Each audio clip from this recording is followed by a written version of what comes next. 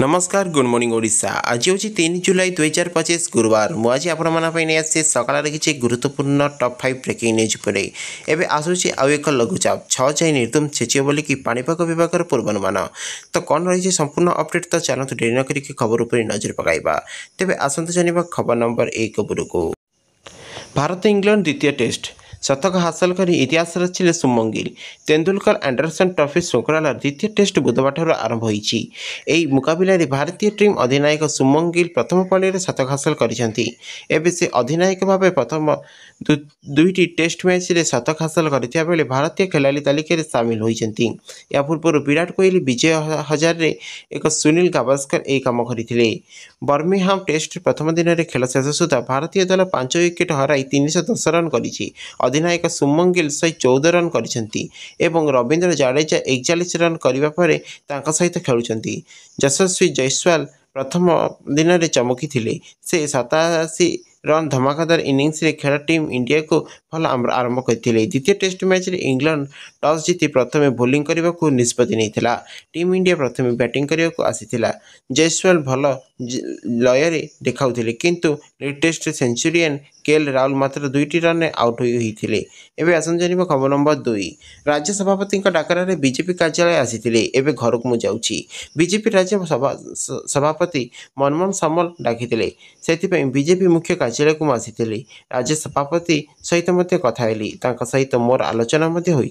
जमी गोटे परिवार आलोचना हुए से ही आलोचना होती बीजेपी वरिष्ठ नेता जगन्नाथ प्रधान आज राति गणमाध्यम को यह प्रतिक्रिया देते तेबे श्री प्रधान दलीय नेतृत्व सहित कौन कथा हेले से नहीं कि मुह खोली ना श्री सामल कहते बीएमसी कार्यालय आक्रमण नहीं राज्य सरकार निष्पत्ति ने राज्य सरकार से विषय चिंता करें जगन्नाथ प्रधान को आलोचना डाकी दलर आभ्यंतरीण कथा गणमाध्यम आगे कहवा ठीक हेबना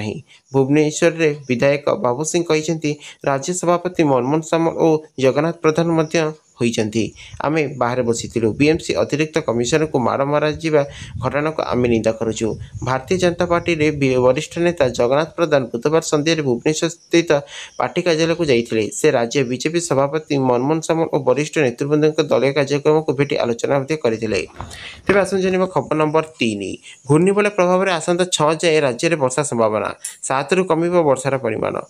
तेबे उत्तर पश्चिम ओडिशा रे प्रबल वर्षा हेबो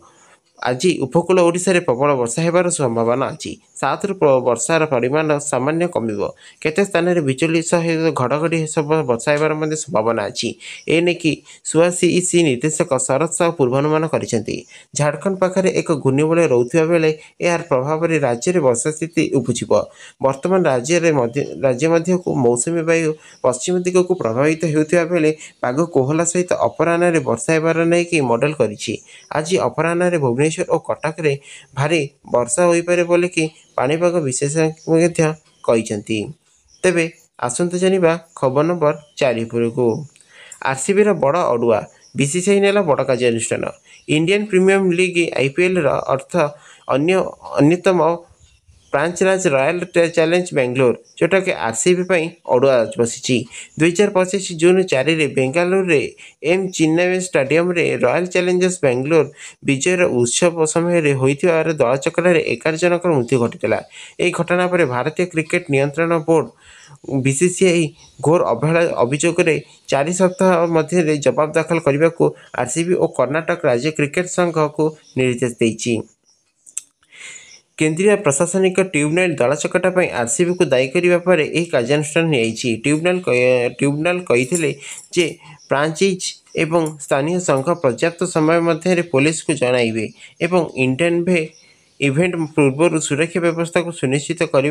विफल होता बीसीसीआई कही घटनार गंभीरता को दृष्टि रखी कर्नाटक क्रिकेट संघ एवं रॉयल चैलेंजर्स बेंगलोर उभय यह अभियोग लिखित उत्तर प्रस्तुत करेंगे तेज आसु जाना खबर नंबर 5 आसूची एक लघुचाप पश्चिम और उत्तर ओडिशा रे बढ़िबो वर्षा जुलाई 6 तारिख में बंगोपसागर में आउ एक घूर्णिबलय सृष्टि होगा जाऊँगी यार प्रभाव में पश्चिम ओडिशा और उत्तर ओडिशा और छत्तीसगढ़ वर्षा हेबाटा बढ़